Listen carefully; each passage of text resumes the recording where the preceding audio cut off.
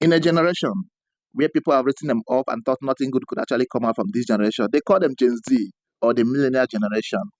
This same generation produced a saint, Saint Carlo Acutis.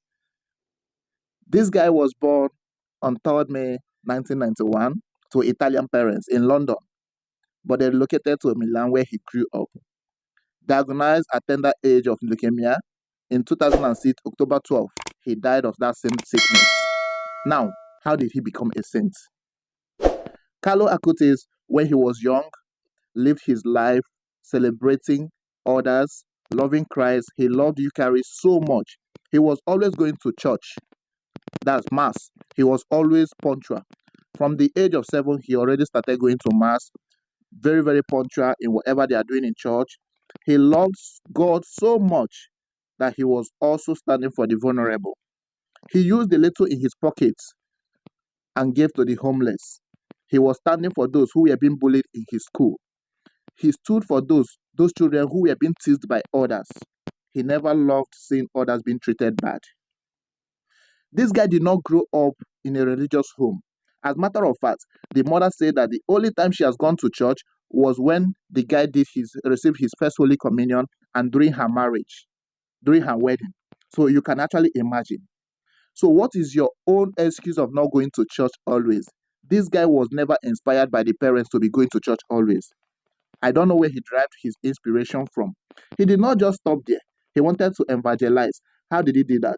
This guy is a tech whiz. This guy loved gaming so much, but he used his tech skills. He taught himself how to code, how to program. He learned C languages and C++. He used that same skill to create a website where he was cataloging all Eucharist miracles around the world for people to watch and elevate their faiths. So you can actually imagine that. He did not use his skills to be scamming others. In a generation where people thought that the only way to survive is by scamming people or through fraudster, he never used that. He never did any of those.